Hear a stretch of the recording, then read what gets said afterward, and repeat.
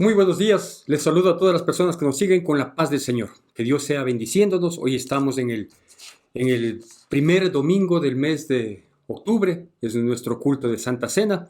Y ciertamente el culto de Santa Cena es propicio para que nosotros podamos hacernos una autoevaluación, una miradita introspectiva de cómo están nuestras vidas respecto de Dios y respecto del prójimo, para que nosotros podamos tomar la decisión. Es una decisión propia, pero tiene que ser una decisión muy sensata respecto de si podemos o no servirnos de la mesa del Señor, que lo estaremos haciendo inmediatamente a continuación de terminar esta charla.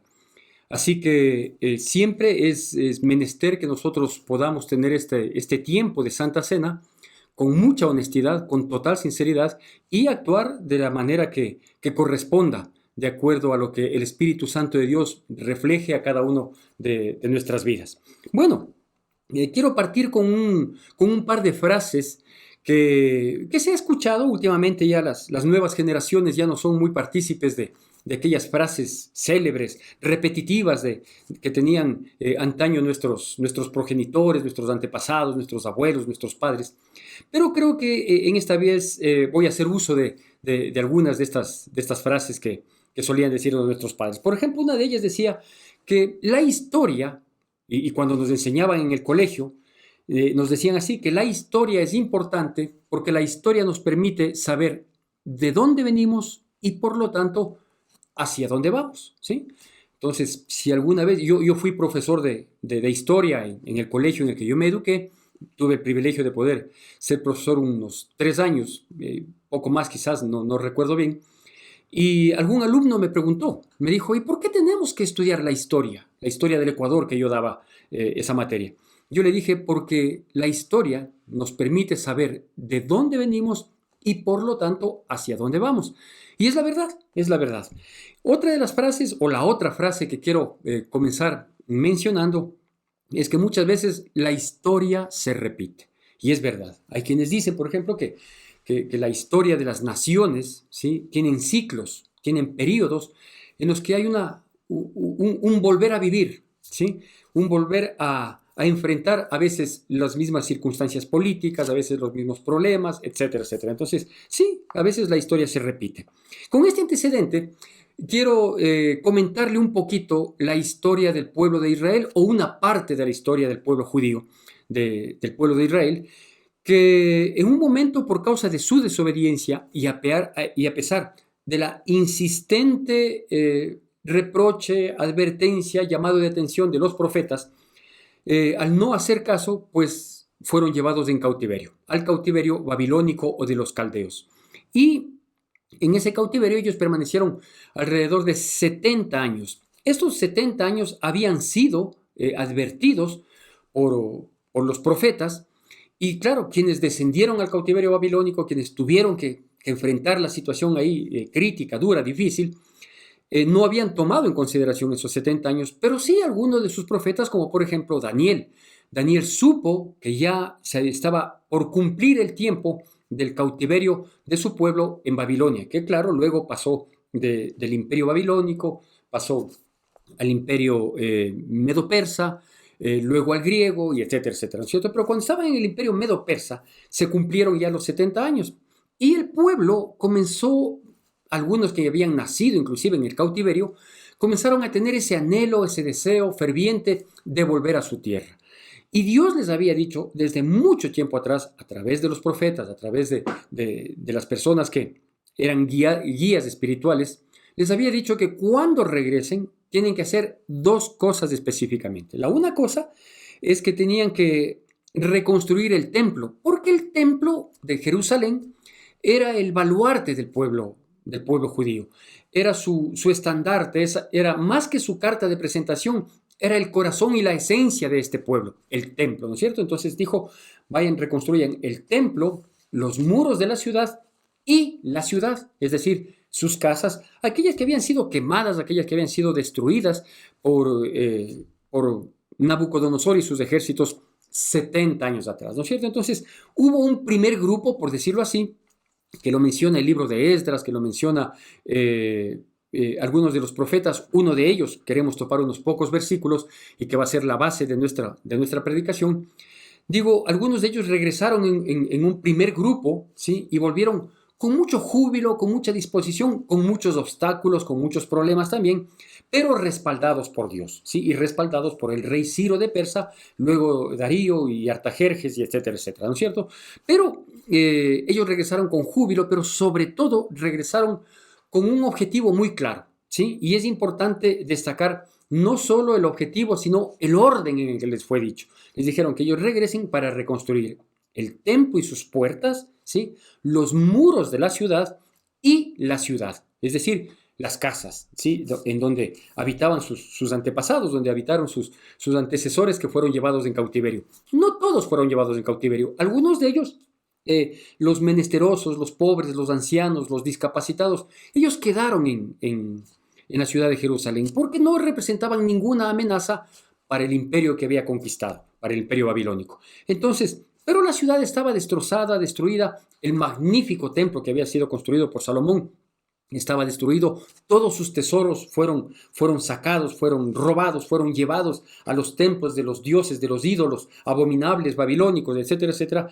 Pero Dios les dijo que ellos habrían de regresar a hacer esto, ¿no es cierto? A cumplir, a reconstruir el templo y sus puertas, ¿sí? A reconstruir el muro de la ciudad y la ciudad en sí, es decir, sus casas. Y claro, así fue más o menos por el año 520 antes de Cristo, cuando tienen la oportunidad, insisto, de este primer grupo regresar allá. Y es en esta instancia en donde el profeta, que hoy vamos a compartir unos pocos versículos, da una palabra. Para el 520 antes de Cristo, Dios da la oportunidad de que vuelvan a Jerusalén cumpliendo la palabra de Dios que había sido dicha, ¿sí? Y habían pasado ya algunos años, por ahí más o menos del 450, 445, es decir, habían pasado ya unos 60, 60 y algo de años, ¿sí? Casi 70 años que ya habían regresado, ¿sí? Este primer grupo y algunos más para habitar nuevamente Jerusalén con el respaldo, por un lado, de los reyes de Persia, digo, Ciro, Darío, Artajerjes, en ese orden, y con obstáculos también, ciertamente, ¿no es cierto? Pero entre esos obstáculos, por ejemplo, habían los envidiosos de los judíos que habían puesto trabas, amenazas, muchas veces, e inclusive algunos gobernadores de esos sectores, ¿sí? Que habían dado comunicaciones por escrito a los reyes de aquel entonces, en este caso al rey Darío, diciéndole, aquí se está reconstruyendo o se pretende reconstruir una ciudad que a lo largo de la historia ha sido rebelde y no te va a pagar tributos, y si no te paga tributos, pues tú, rey, te vas a ver perjudicado y no creemos que eso sea justo, etcétera, etcétera. Es decir, siempre hubo oposición, siempre hubo amenazas, siempre hubo obstáculos. ¿Por qué? Porque hacer las cosas y hacerlas bien, mantener o retomar un compromiso, no es fácil. Siempre hay obstáculos, dificultades y uno no puede declinar, como lastimosamente terminó sucediendo aquí. Y eso lo menciona el libro de Esdras, capítulo 4, versículo 24. Dice que el rey Darío dio la orden de que se suspenda la reconstrucción de este templo por una falsa, malévola, malintencionada información que había recibido del gobernador de ese sector, ¿no es cierto? Y bueno, es ahí donde entra el texto que nosotros vamos a tomar como base y que se encuentra en el libro del profeta Ageo, capítulo 1. Este tiene apenas 2 capítulos, pero vamos a hacer uso de los versículos del 1 al 7, aunque vamos a tomar otros versículos adicionales. Pero nuestra porción oficial va a ser Ageo capítulo 1, versículos del 1 al 7. La palabra de Dios dice así, y como siempre, por favor, sígala con atención, con la reverencia, y si es que es posible, no en nuestra pantalla, sino con una Biblia en sus manos. Ageo capítulo 1, versículos del 1 al 7, la palabra de Dios dice así. En el año segundo del rey Darío, en el mes sexto, en el primer día del mes, vino palabra de Jehová por medio del profeta Ageo a Zorobabel, hijo de Salatiel, gobernador de Judá, y a Josué, hijo de Josadac, sumo sacerdote, diciendo: Así ha hablado Jehová de los ejércitos, diciendo: Este pueblo dice, no ha llegado aún el tiempo de que la casa de Jehová sea reedificada. Entonces vino palabra de Jehová por medio del profeta Ageo diciendo: ¿Es para vosotros tiempo para vosotros de habitar en vuestras casas artesonadas y esta casa está desierta? Pues así ha dicho Jehová de los ejércitos: meditad bien sobre vuestros caminos. Sembráis mucho y recogéis poco. Coméis y no os saciáis. Bebéis y no os quedáis satisfechos. Os vestís y no os calentáis. Y el que trabaja jornal recibe su jornal en saco roto. Así ha dicho Jehová de los ejércitos: meditad sobre vuestros caminos. Bueno, como le mencioné, pues históricamente esta profecía, este profeta, está más o menos por ahí del año 445, 450 antes de Cristo, después de que unos 60, casi 70 años ya habían regresado el primer grupo y muchos grupos más de los que estaban en cautiverio en Babilonia, y tenían que haber regresado con el propósito de reconstruir el templo, las puertas del templo, de reconstruir también el muro de la ciudad y la ciudad como tal. Y había pasado todo ese tiempo hasta cuando digo quienes se oponían en que se haga la reconstrucción de este templo, habían dado una mala información al rey Darío, y el rey Darío suspende esa obra, pero esa obra quedó suspendida, aunque usted no lo pueda creer, por aproximadamente 15 años. Es decir, lo que se logró hacer, poner las grandes piedras, reparar algunas puertas, enmaderar algunas paredes, etcétera, etcétera, todo eso se logró hacer y quedó suspendida por durante 15 años aproximadamente. En 15 años, obviamente, lo construido se volvió a deteriorar, se volvió a dañar, ¿no es cierto? Y el templo seguía sin cumplir la misión, la función, aparte de que, insisto, era un baluarte para la ciudad, para el judío, ¿sí? Era su bandera, su estandarte, su carta de presentación, la esencia misma de su existencia era el templo, tal como tiene que ser para el creyente, ¿no es cierto? Entonces, todo ese trabajo inicial que comenzó a hacerse, sí, pues quedó suspendido. Y nadie hizo nada, ¿sí? No apelaron ante el rey Darío para pedir que se siga construyendo, no hicieron nada, simplemente pues se dio esa información, el rey Darío en base a esa desinformación da una orden de suspender y se suspendió. Pero mientras tanto, todos los que habían regresado comenzaron a edificar sus casas, dice, artesonadas. Permítame explicar un poquito lo que significa una carta artesonada, una casa artesonada o una edificación artesonada. El artesón eran unos apliques redondos, cuadrados, octogonales, inclusive los más costosos, los más suntuosos, que se ponían en los techos. Y se ponían en los techos de las casas, digamos, lujosas, ¿no es cierto? Entonces el artesón era todo el lujo que podía tener una casa. Y pues los judíos que habían regresado ya habían reconstruido sus propias casas. Algunos identificaron dónde estaban ubicadas, algunos otros fueron muchos hacia el norte de Jerusalén, ¿sí? Buscando una paz en vista de que Jerusalén se veía amenazado por estos enemigos que no querían que se reconstruya el templo. Entonces más bien dijeron: ve, nosotros nos vamos lejos, evitamos el problema, nosotros no queremos problema con nadie. Y si bien no tomaron sus posesiones que habían tenido tiempo atrás, ¿sí? Sino que se fueron lejos, tomaron otro tipo de posesiones, ahí construyeron sus casas, tuvieron sus fincas, sus ganados, y vivían muy bien y fueron bendecidos, prosperados, tal como Dios había prometido a su pueblo, que después del cautiverio le iba a regresar a su tierra y él iba a seguir siendo su Dios y ellos su pueblo. Muy bien, 50, 70 años de reconstruir la ciudad, de reconstruir sus casas, de hacerlas lujosas, de prosperar en sus ganados, en absolutamente todo, hasta que llegó un momento que obviamente nadie lo esperaba, ¿sí? Un momento en que las cosas ya no iban tan bien. Por el contrario, comenzaron a ir un poquito mal, comenzaron a, a afrontar algunas situaciones que no se esperaba, como por ejemplo sequías, como por ejemplo que el ganado ya no estaba bien alimentado, por lo tanto ya no tenía la multiplicación que tenía antes, comenzaron a enfrentar algún tipo de dificultades, ¿sí?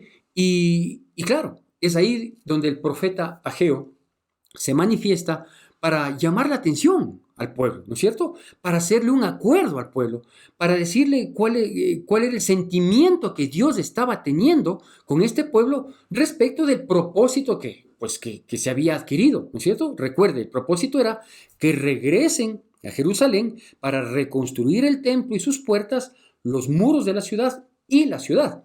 Y lo que habían hecho es reconstruir parte del muro y reconstruir la ciudad, es decir, sus casas, tanto así que sus casas eran artesonadas. Pero lo que llama aquí fuertemente la atención es la respuesta o entre comillas, el sentir del pueblo. Porque Ageo les hace caer en cuenta en el versículo 2, les dice, el pueblo dice, no es el tiempo de reconstruir la casa de Jehová. No es el tiempo, ¿sí? Habían pasado 15 años, lo poco que se logró hacer en primera instancia comenzó a deteriorarse, estaba ahí botada, la casa, como dice la misma palabra de Dios, estaba desierta esta casa, ¿sí? Y ellos decían, no es el tiempo. Entonces les dice, claro, es tiempo de que ustedes reconstruyan sus casas, de que ustedes prosperen, de que se ubiquen en lugares espaciosos, de que Dios les bendiga, de que Dios les provea, de que Dios les sustente, de que Dios les prospere. Para todo eso es tiempo. Pero para reconstruir la casa de Dios, para eso no es el tiempo, ¿no es cierto?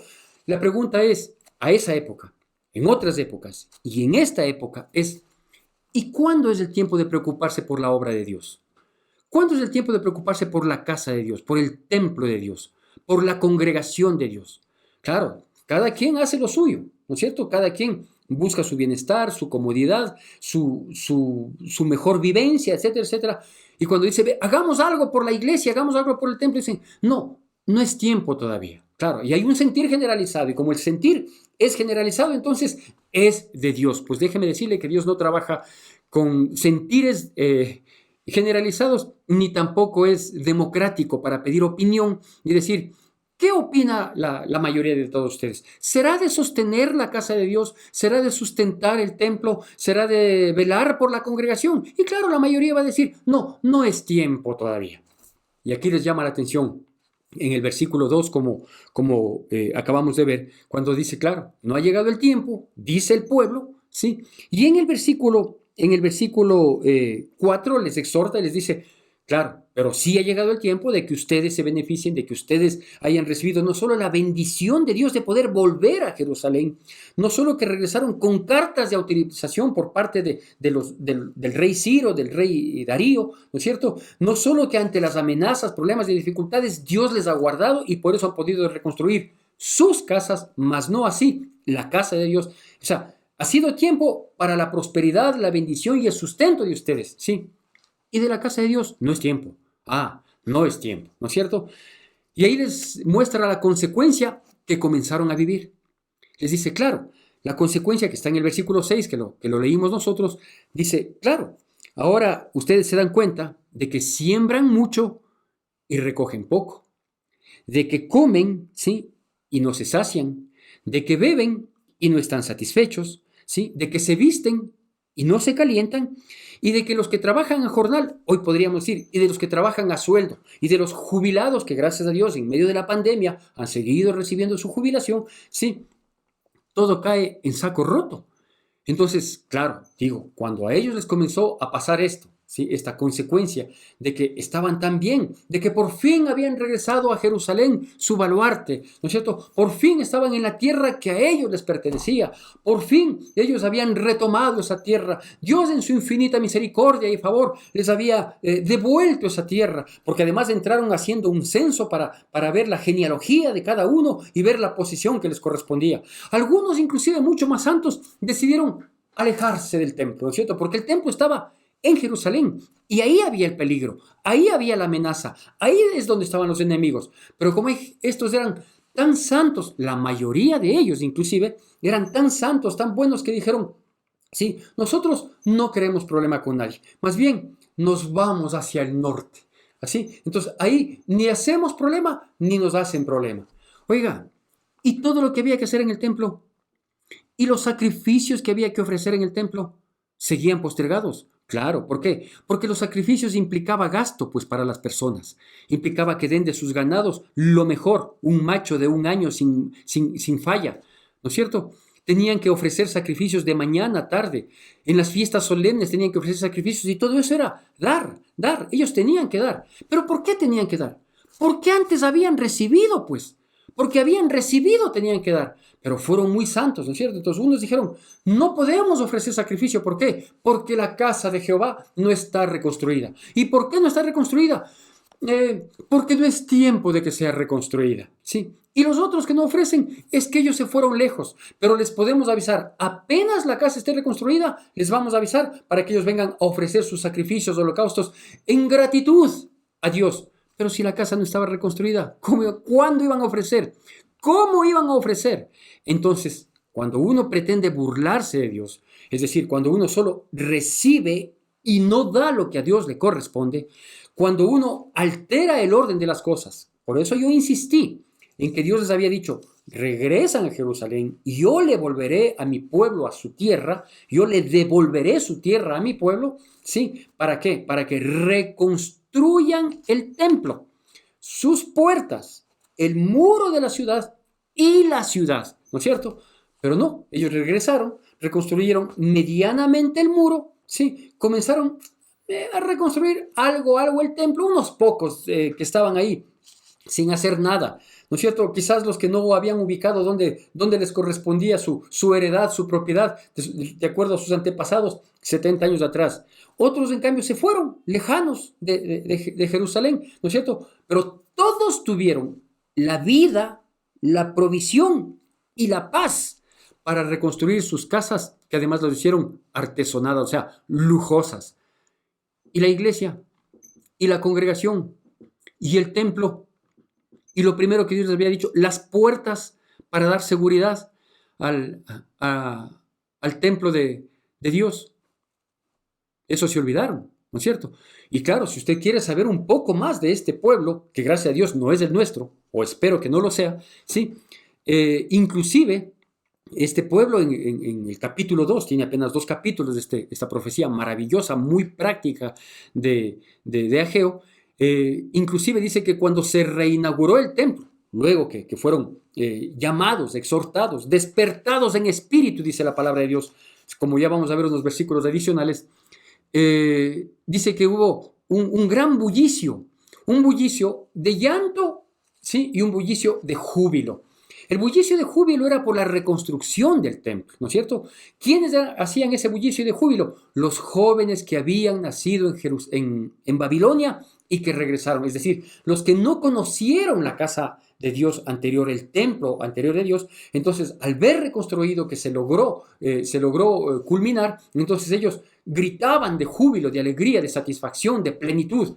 Pero también había un bullicio de llanto, de lloro, ¿no es cierto? ¿Quiénes eran? Eran los que antes habían conocido el templo de Dios y veían el nuevo templo construido. Y claro, ellos lloraban. ¿Por qué? Porque decían, pero ¿cómo esto no es ni la sombra de lo que fue el templo anterior? Y se quejaban de que ese templo no tenía nada que ver con el templo anterior. La pregunta es, ¿y qué hicieron para que el nuevo templo, que en realidad desde el punto de vista constructivo no tenía nada que ver, qué hicieron para que al menos se parezca? Nada. ¿Sabe qué hicieron? Llorar. Y llorando no se consigue nada excepto desahogar cuando el asunto así lo amerita, ¿no es cierto?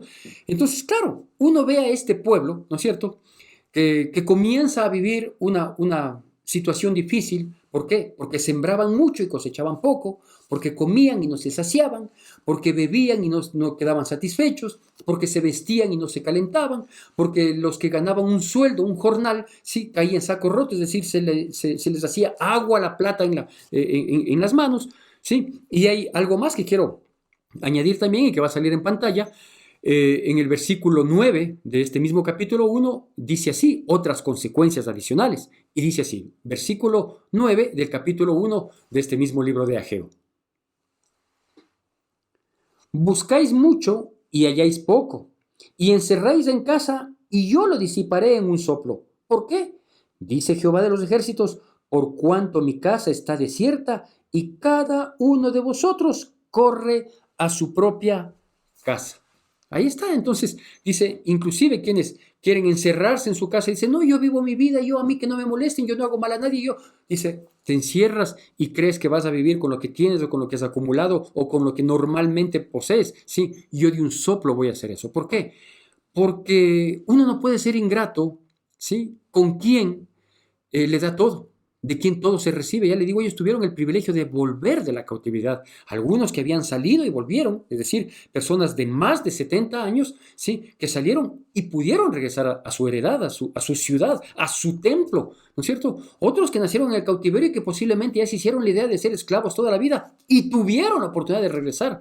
Y cuando regresaron encontraron, si bien es cierto, la ciudad estaba quemada, estaba destruida, pero Dios les dio, a pesar de los obstáculos y dificultades, les dio la posibilidad de reconstruir sus casas, de sembrar nuevamente sus tierras y de que la siega sea cuantiosa, sea bendita, bendecida, multiplicada, sus ganados igualmente, ¿no es cierto? Y la casa de Dios, no, no es tiempo todavía de ocuparnos. Pues cuando uno no se ocupa, siendo creyente, siendo cristiano, reconociendo o teniendo la condición de reconocer que todo lo que tenemos viene por el favor de Dios y no somos recíprocos, puede pasar esto.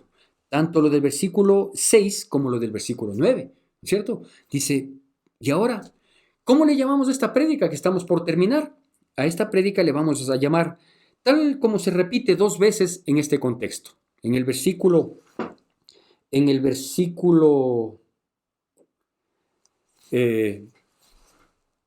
5 y en el versículo 7.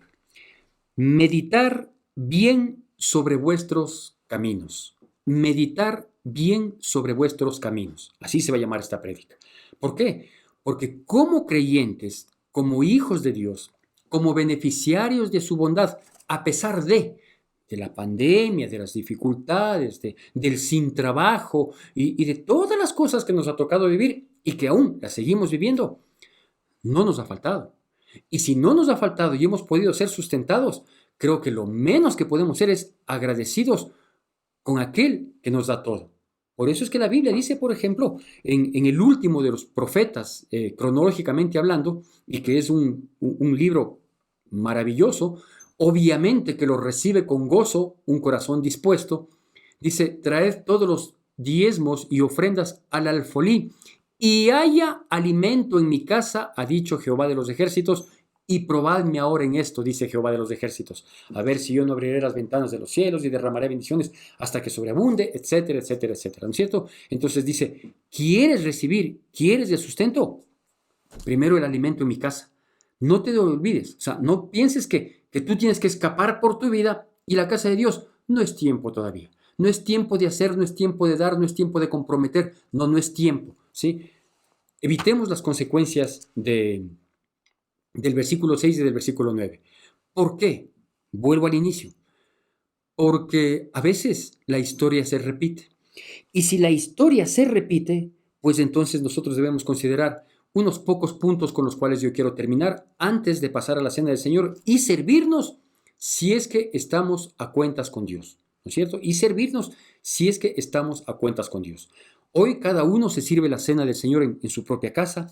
Yo espero que usted esté congregado con nosotros. Cuando digo congregado, no estoy diciendo que las puertas de la iglesia ya están abiertas. No, no están abiertas y todavía no las vamos a abrir, ¿sí?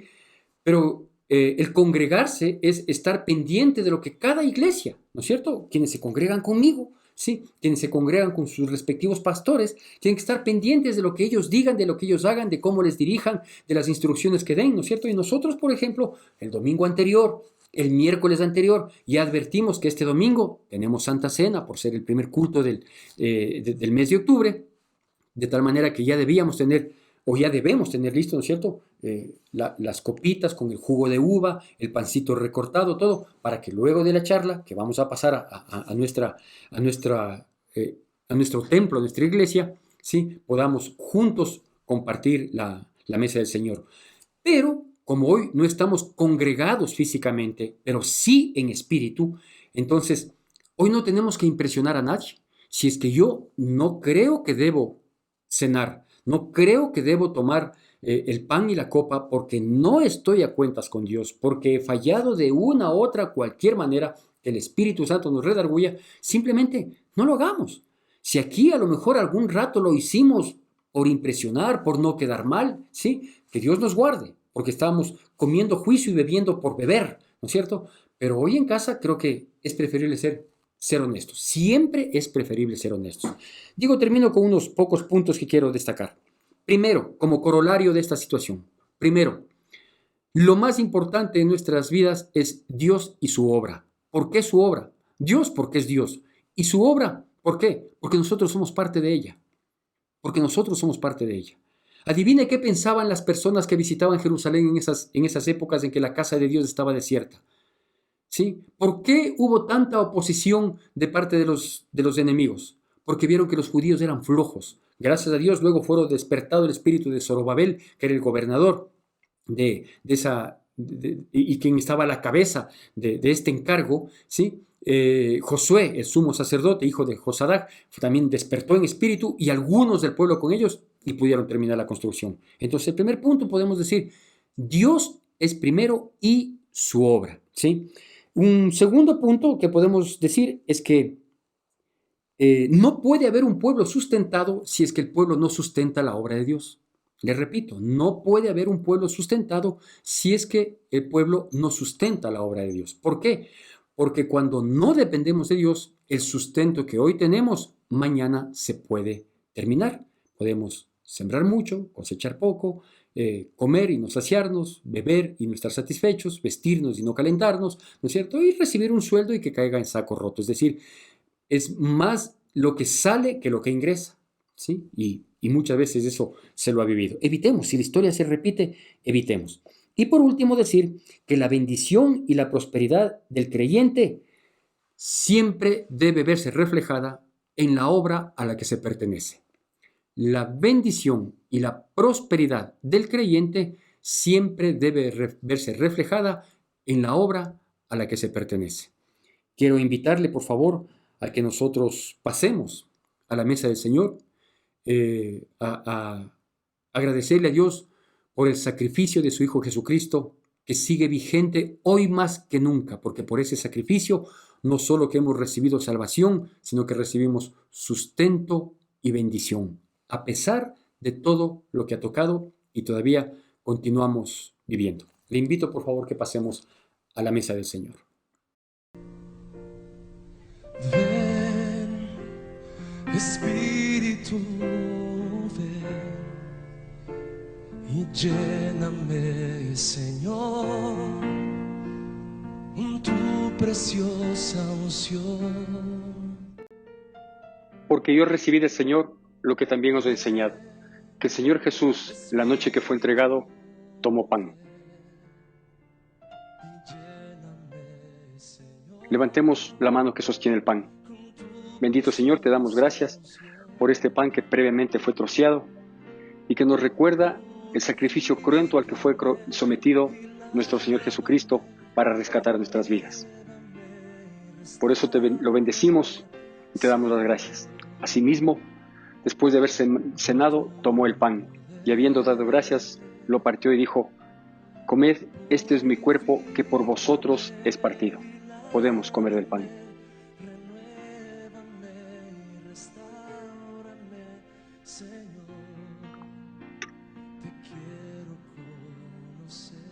Levantemos la mano que sostiene la copa. Bendito Señor, el contenido de esta copa es el fruto de la vid y simboliza la sangre que fuera derramada en el Calvario para perdón de nuestros pecados, para ponerle un precio a nuestras vidas, para cubrir todo nuestro caminar y para sellar un pacto a través del cual tú permaneces fiel a pesar de nuestras infidelidades. Por eso bendecimos el contenido de esta copa en la simbología de la preciosa y poderosa sangre de Cristo Jesús. Asimismo tomó también la copa después de haber cenado, diciendo: esta copa es el nuevo pacto en mi sangre, haced esto todas las veces que la bebieres en memoria de mí. Podemos tomar de la copa. Así pues, todas las veces que comamos de este pan y bebamos de esta copa, la muerte del Señor anunciamos hasta su venida. Bendito Señor, te damos gracias por el privilegio que tú nos das de poder acercarnos a tu mesa con confianza, recordando no solo el sacrificio, sino también el deber que nosotros tenemos de honrar tan alto sacrificio. Bendice a tu pueblo, Señor, en el nombre precioso de Jesucristo. Amén, amén y amén. Que la gracia de nuestro Señor Jesucristo, el amor de Dios nuestro Padre, la comunión y consolación de su Santo Espíritu sea con todos y cada uno de nosotros, y el pueblo de Dios, que es el pueblo más que vencedor sobre la faz de la tierra, dice amén. Que Dios bendiga poderosamente sus vidas en Cristo Jesús. Te recordamos las actividades que tenemos para esta semana. Seguimos en oración todos los días a partir de las 9 de la noche. El miércoles 7 de octubre, nuestro pastor nos compartirá un mensaje de reflexión. Tu donación es importante para sostener la obra de Dios. Puedes realizar tus aportes en la cuenta de la Iglesia Evangélica Centro de Adoración Cristiana o acercarte a las oficinas de la iglesia. Te agradecemos por acompañarnos. Y toda lengua te confesará